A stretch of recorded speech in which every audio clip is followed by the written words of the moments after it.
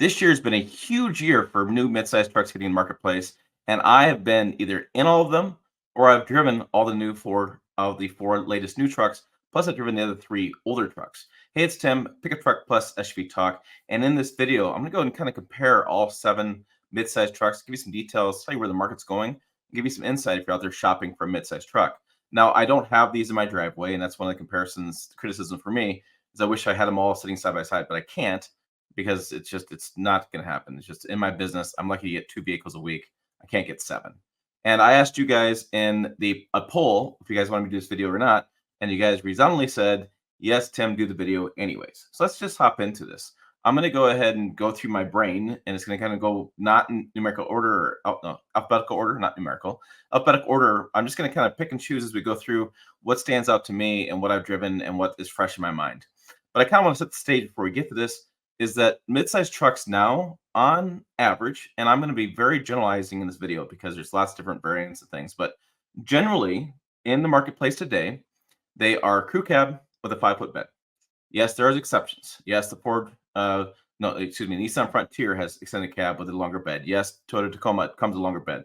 Again, lots of exceptions to what I'm saying. I'm just going to generalize here. They all are pretty much getting focused on more off-road capability. And so they see the marketplace being more off-road capable. And the new ones are doing a lot more turbocharged engines for better performance from torque standpoint. And I'll get these details in this as well. So let's go ahead and start with pictures on the screen. Probably better than listen to me talk. So we have the 2024 Toyota Tacoma. That's the first one I'm going to start with because it's the latest one I drove, and the videos went live a couple days ago. And this is kind of why this video is being made, is because this Toyota Tacoma came out. And so we can see off-road capability. You see more rugged looks. That is going to be a staple throughout the conversation for a lot of these vehicles. Now, this 2024 Toyota Tacoma has a four-banger. Oh, no, it's a four-banger. Well, this is not 1990s, guys. That four-banger has twice the torque output at a much lower RPM than the existing older V6. So you have, on the regular non-hybrid version, 317 pounds of torque at just 1,700 RPM. So you're going to hear this throughout the conversation. I'll talk about the other trucks too, but the hybrid version of this is 465 pounds of torque at 1,700 RPM. The RPM is really important. So RPM is, you have the RPM gauge, but it really, when you put your foot on the accelerator or the gas, that RPM goes up and you get max torque at just 1,700 RPMs. You don't have to go all the way up and try to get more. And so it's going to feel a lot faster off the line. Remember, horsepower is how fast you go to hit the wall, and torque is how far you take the wall with you. It's at offline speed. It's a power for towing to get the ride going. And so look at, for example, I said with the hybrid. Now look at the Ford Ranger. People talk about the Ford Ranger comes in different engines. That's really cool. Well, the Tacoma and the GM twins do the same thing. They just detune the engine. But in the Ford Ranger, you have a 2.3, 2.7, and then the 3-liter, which is going to be Ranger Raptor only.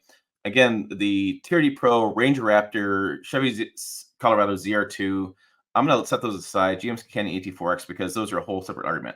Again, meat of the market, the base to middle trim is what I'm talking about here. So that 2.7 in the Ranger, the V6. So you got a V6 in a Ranger, and a Taco's got a 4-cylinder. So obviously the V6 is going to be better, right?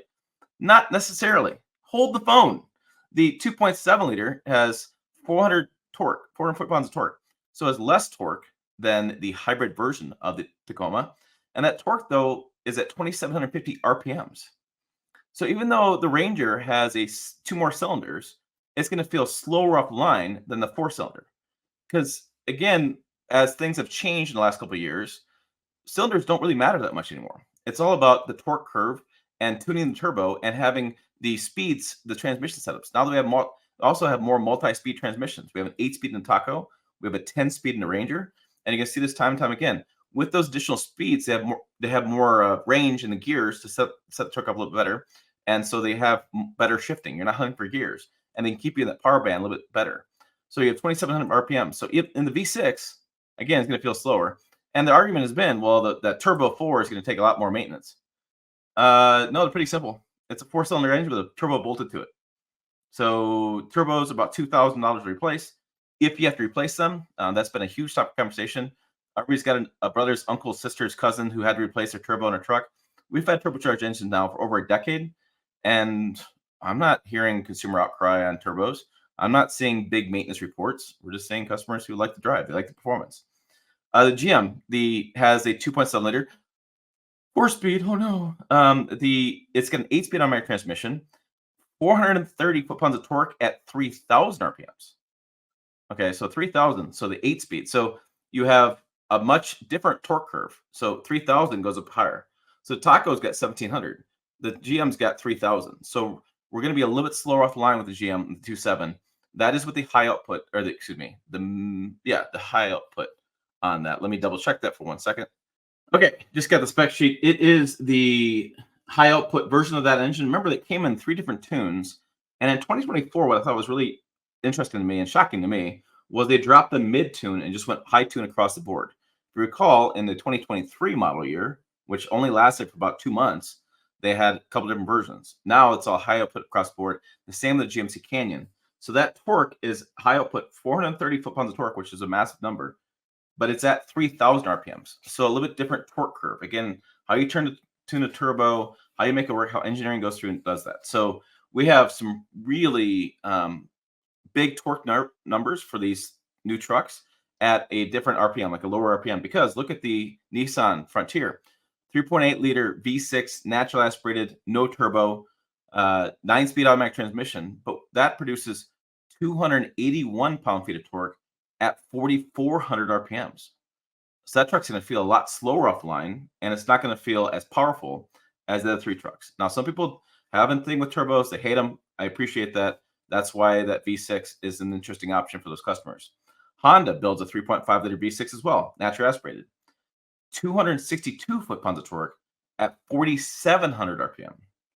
It's going to feel like an old mid-sized car. It's just going to feel pretty slow off the line. So if you want that really cool offline feeling, and you want to have lots of power and lots of power when you put to the floor, these V6s, natural aspirated V6s, are not going to feel the same as the turbocharged engines. Jeep has their 3.6 liter Pentastar. That is 260 foot-pounds of torque at 4,400 RPMs. So again, much like the others, when you go with the turbocharged engine, smallest place of turbo, you have more torque at a lower RPM, so you can feel faster off the line. When you get into the V6, natural aspirated V6s, you're going to have less torque and less performance. Okay. So looking at these trucks, where did my mouse go? Oh, the mouse is over here. Sorry. Looking at these trucks. So we have the Toyota Tacoma. What I like about the Toyota Tacoma is that they have lots of different trims that are very set up for individual customers. So it's very specifics in that you have a Trail Hunter, which is a really big off-road kind of looking vehicle. You have the TRD Pro for really fast off-road driving. You have the Limited. You have a little bit more chrome and interior touches. You have the the off-road TRD off-road for kind of a mix of lower trim level stuff, not full TRD Pro. You have TRD Sport, more of an on-road truck, more of a kind of sporty on-road truck. Then you have the SR and SR5. So kind of some base level trucks there. Now, looking at, I'm pulling some photos up, but the biggest thing we're going to look at here, I just want to see this, is the interior. So this is the new interior of the Toyota Tacoma. And so we see several things here. I'm going to see it throughout as we go through this stuff.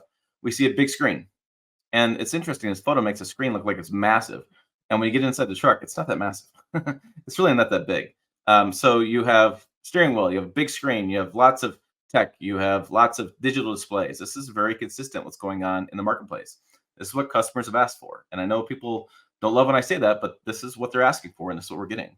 So that's what the Toyota Tacoma, average price for these, average price for most of these trucks, mid-40s, right in that range. That's kind of where we're at these days when you do options and delivery, stuff like that. You do have an entry-level Toyota Tacoma at 31. Nissan's running a Nissan Frontier hard body at like 30. But you're really heart of the market, the volume sellers in the Toyota Tacoma, it's going to be about mid-40s is what you're going to end up with.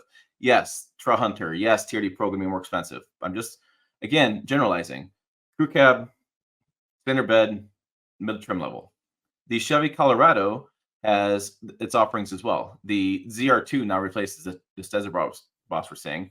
We have a Trail Boss version. We have the Z71 version, and we have the different versions of this truck, but they're all crew cab, 5-foot bed, right? So there is no regular cab, set up in this. So they have the new digital 11.3-inch screen. Let me see some. So here we go. There they're driving, and I'm going to scroll down. Okay, let's head over to the website. I think I showed over here a little bit easier. So yes, this is your Colorado. They're all built for off-roading, which is I think an interesting thing. I don't love the idea of this, and they all have that off-roading mindset to them. I remember being in LA years ago for the auto show and being like, I was screaming at the team to build the ZR2. I mean, it was like 2017, 2018. And that's great. They brought the ZR2 out. They had a really good off-road offering for customers who wanted that. Now the entire lineup is focused on off-road. I don't know. It's an interesting way to go. So looking at there we go. Interior. That's what I want to see. Interior. All right, so here is the interior of the Chevy Colorado. Again, we can see some similar things. Big screen, digital display, the shifter in the middle. One of my issues with the Colorado has been shifters on the right-hand side, but the passenger is kind of just a weird placement. I'm not quite sure I like that. And there's also been a lot of discussion about the headlight switch in the IP or the infotainment screen. I don't know. It doesn't usually a lot of times in auto. Sometimes you want to mess with it. I messed with it quite a bit when I was deer hunting. I didn't love it. But if you're not messing with quite a bit, it's not that big of a deal. And so you can see that very similar interior. This screen looks like it's more molded into the truck as versus like say the Tacoma screen. But I can tell you in reality, it doesn't really feel that way as much as you think it would be. And so that way of the interior. So then I'm going to move on to the Ford Ranger. So we don't have a build and price yet for Ford Ranger. But do we have one? No, that's GMC. Yeah, we do have a build and price for the Ford Ranger. This is a build and price tool. If you don't know how this works, you can press the button and you can build it with the specs you want. And you can take that slip to the dealer, and the dealer can either try to find one that's similar to it, or they will try to order it in a way, which means you're just going to look for a vehicle around there and that matches. They'll call you and say, hey, we got one coming in, but it's missing this, or do you want this, or willing to wait. That's what happens with those. So XL, XLT, Lariat, and Raptor. We have the two different engine choices, like I said, and we have the a 5-foot bed, crew cab only, not much change there either. And so I want to look at the interior. Okay, here we go. Here's the best looking interior I can find. Again, what do we see? We see a big screen. We see knobs. We see a shifter, steering wheel. Everything's digital. So we're getting kind of consistent with the way this new interiors look from a standpoint of how the new trucks look. So GMC Canyon is the same way. They have the screen like the Chevy Colorado, just different kind of trim and appointments in the cabin. Again, big screens. This is what we're going with. Okay, let's go ahead and flip over to Nissan Frontier. This truck was redone. It's kind of weird. It's kind of a 2-cycle refresh. They did the new 3.8 liter V6 in there, and then they did a refresh, the exterior and interior. We'll look at those photos here in a minute. They do have a new hard body edition out this year. It's basically as bare bones they can make it for around $30,000.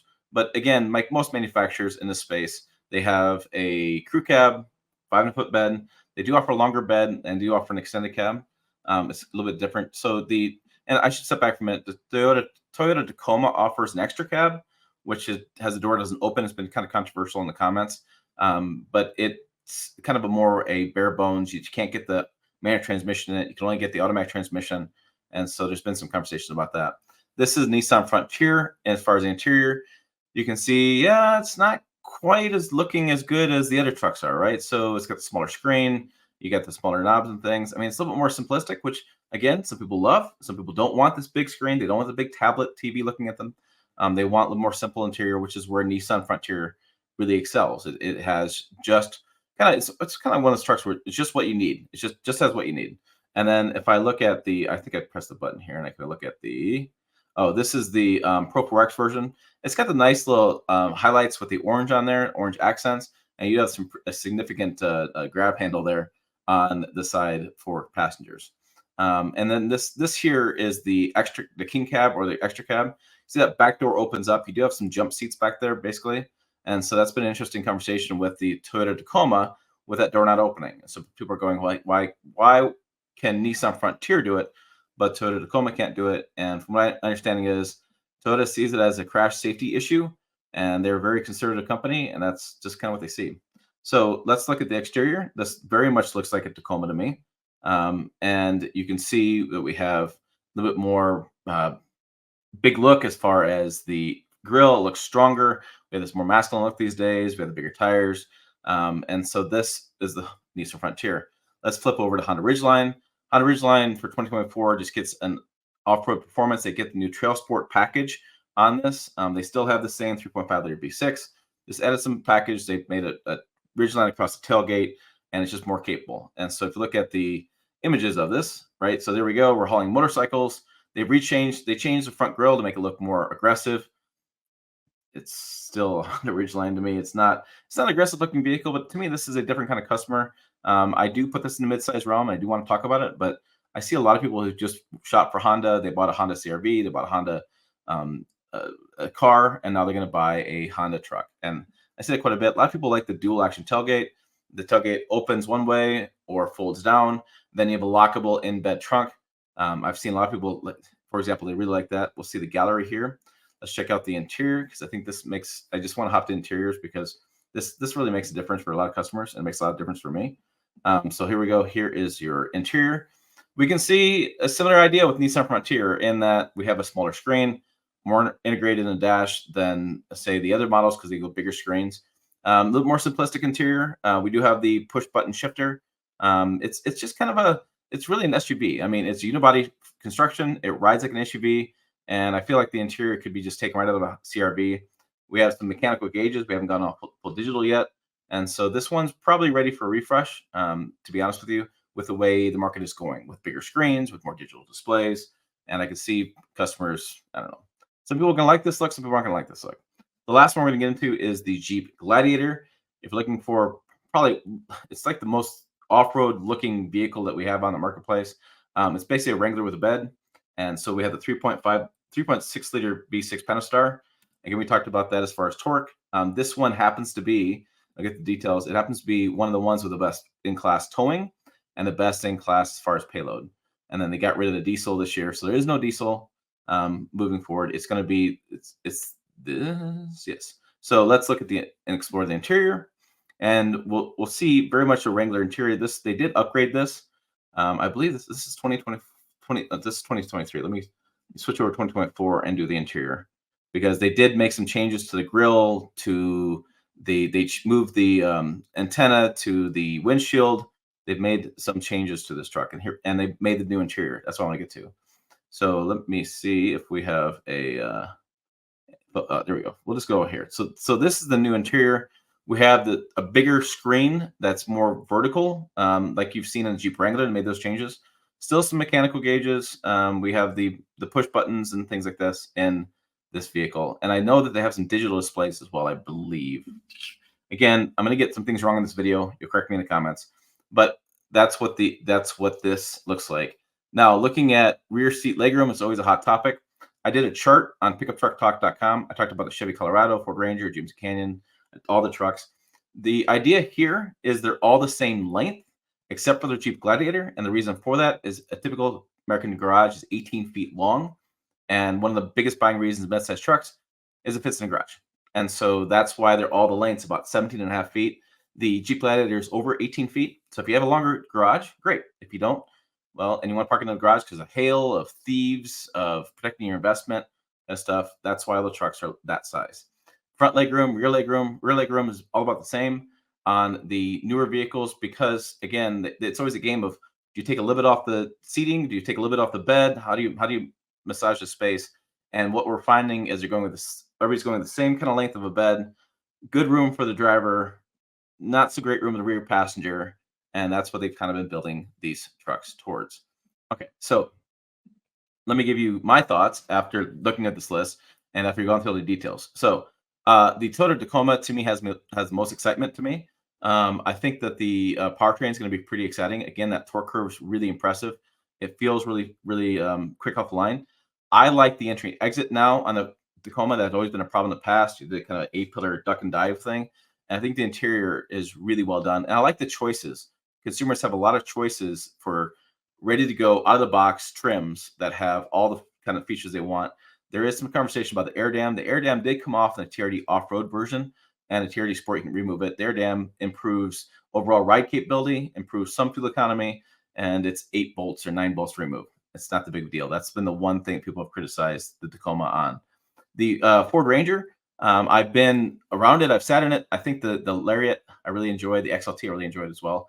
The overall look to me is not as strong a character and chiseled as say the Tacoma or the Jeep Gladiator, but I think that they're going to have a solid truck here. It's interesting. The Ford Ranger is in a weird spot because the Ford Maverick is selling really well, and the Ford F50 continues to sell well, and it just seems like it's kind of an overlooked product in Ford's lineup. And we get the version that's been sold in Europe and overseas for the last year or so now in the United States, and they're still working on production. I've seen a few dealers have them, but I haven't seen them yet. So, I, the Ford Ranger doesn't excite me as much as say the Tacoma or the Colorado or Jeep Gladiator, that kind of stuff, just because it just doesn't seem like it's as cool looking. I will say the Ranger Raptor, I really do like the look of that. I like that shelter green exterior color, and I think it's going to be a really solid ride.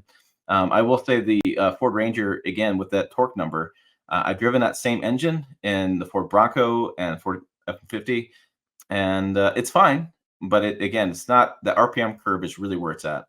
The GM twins, the Colorado and Canyon, my complaint with them is that they are all off-road capable now, and they all have bigger tires, and they all have lifts. The GMC Canyon has a 2-inch lift across the board, and I'm just a little bit too short.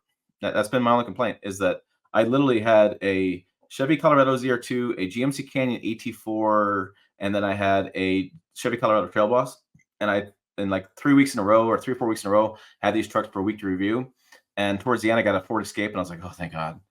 Because I started hopping up into these things. And if you add the rock rails, it creates an interesting issue with, as far as it protects the body, but it's just a really skinny piece of pipe. You can add a step to it, but you add a step, and for me, I step and I stand up above the cab, and I got to bend down into the cab, and it's just the overall size makes me, as far as height, makes me frustrated. So make sure you check that out before you buy it. Make sure you see if you can hop in one to see how it fits for you. If you're a taller guy, you may not have a problem. I'm 5'7", so it's a me problem for sure. I do like the interior. I just feel like in some places that it just needs a little more foam padding here and there, and more sound deadening here and there. I just felt like it wasn't as cool as I wanted it to be as far as sound. And the engine makes a really interesting ticking sound, which is kind of annoying after a while. And so I feel like there's some chances there, or opportunities there for GM that a little more sound deadening here and there, and just kind of make it sound like a more solid truck. Like I said, I was really excited to drive it when I first got it, and then I was like, well. And then the GMC Canyon, I think that's a better option for a lot of customers. I like the GMC Canyon more than Chevy Colorado. I like the more premium interior. My brother has a GMC Denali, and he loves it. And I think they did a better job on, not better job, but I think the GMC Canyon, you get more of that sound deadening, more of that premium feel than you do the Chevy Colorado. So you definitely have some pros and cons there as far as checking those out. The Nissan Frontier, I thought Nissan has always been a pretty value-driven brand, and I thought the Frontier was going to be another value-driven option. They decided not to. They decided to really try to upgrade and chase the Toyota Tacoma as far as sales. They had always been the kind of an inexpensive option in the marketplace. Now they're a little bit more expensive, and I just feel like it's Nissan as for me. It's not as exciting as the other vehicles are.